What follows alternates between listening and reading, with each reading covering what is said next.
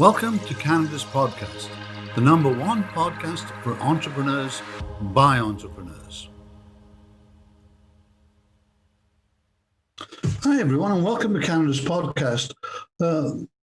This special is really covering a BDC initiative on mental health and wellness, and really how COVID-19 especially is impacting entrepreneurs' mental health. I think it's really kind of something we tend to miss, and it's pretty interesting. So I'll be interviewing Annie Marsolais, the Chief Marketing Officer of BDC and their mental health advocate. And I think you're going to find some of the findings extremely interesting. And over the next couple of weeks, we'll be interviewing a couple of entrepreneurs who have overcome their mental health challenges. And I think their stories are certainly ones that we should listen to. So without further ado, Annie, I'd like to welcome you to Canada's podcast, and thanks for this initiative. Let's kick off and just maybe give us just kind of overview of the study, and especially as it relates to COVID just now, and the overall health and well-being of entrepreneurs in Canada. Well, first of all, thank you for having me and for talking about mental health for entrepreneurs. I think it's a very important topic.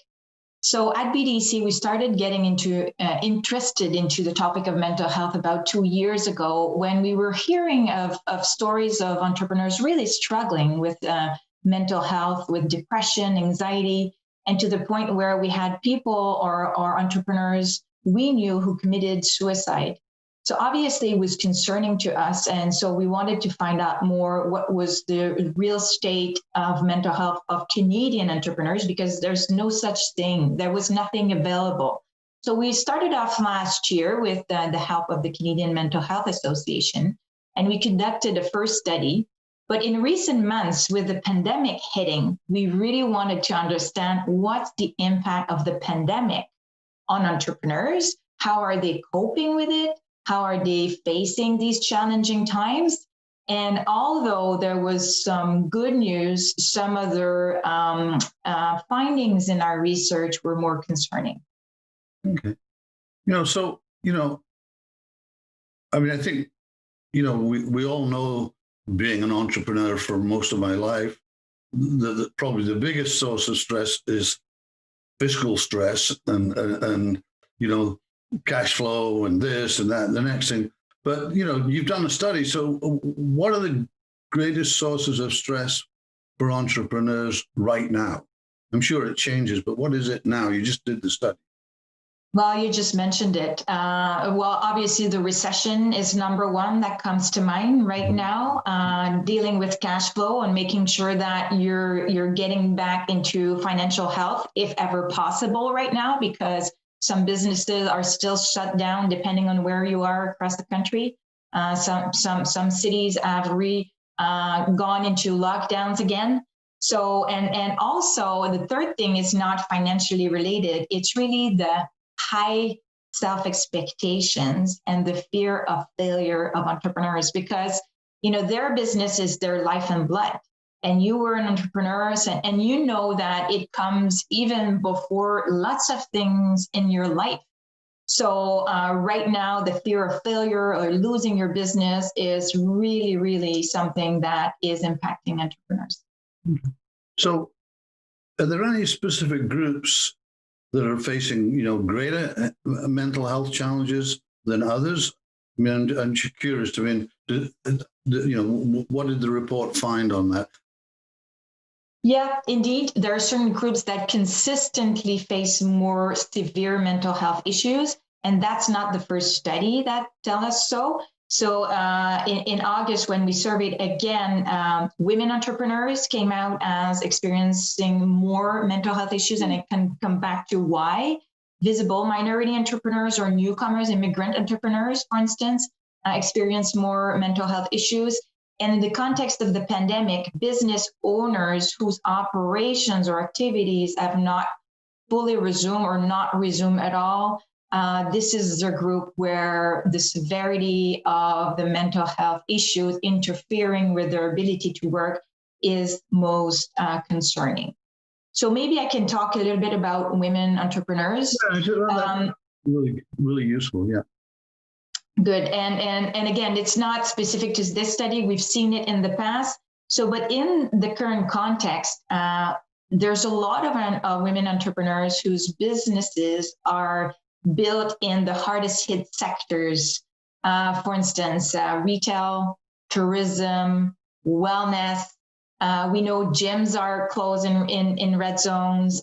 Restaurants have been struggling, tourism, so the hotels as well. So women entrepreneurs tend to be, well, a majority of them are in these businesses. So that's the first thing that we're seeing. And second, they're still highly responsible for the household responsibilities plus childcare. So it's a lot on their shoulders. And that's why, for instance, one of the stats is they feel half of them are feeling depressed at least once a week. And that compares to 35% for men. Mm-hmm. So more than 50% in women compared to 35% for men.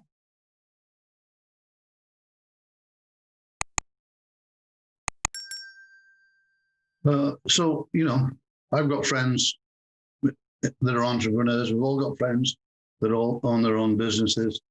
What kind of, we want to help them if they need help. Maybe they don't, but we want, if they do. Are there any kind of triggers, anything that we should be looking for? Because, I know that people don't like to talk about this kind of thing. So anything we should be looking for, though, so we can support them? For sure. And first, you're right in saying that people don't like to speak about these things, especially entrepreneurs, because of the stigma and the fact that, what will my employees think about, if I'm expressing that I'm vulnerable, what will my customers think about me being vulnerable? What will my vendors will not want to do business with me again? So we can definitely help. And one of the early signs of troubles, or if you want to be able to help, well, just listening is a first important thing. But for instance, if you have somebody around you that's constantly not sleeping, overeating, or not eating enough, so changes in behaviors that you can observe, this is red alert. Increase in alcohol or drug consumption, this is another red alert. Withdrawal, or if you tend to isolate, if people don't want to be in front of the camera because we're all living remotely in front of screens, and if the people are not opening their cameras anymore, you might wonder why. If the person constantly is ruminating about things that can go wrong, so really thinking the glass is really half empty all the time, these are signs that you should be watching and encouraging that person to either speak to you or to seek professional help.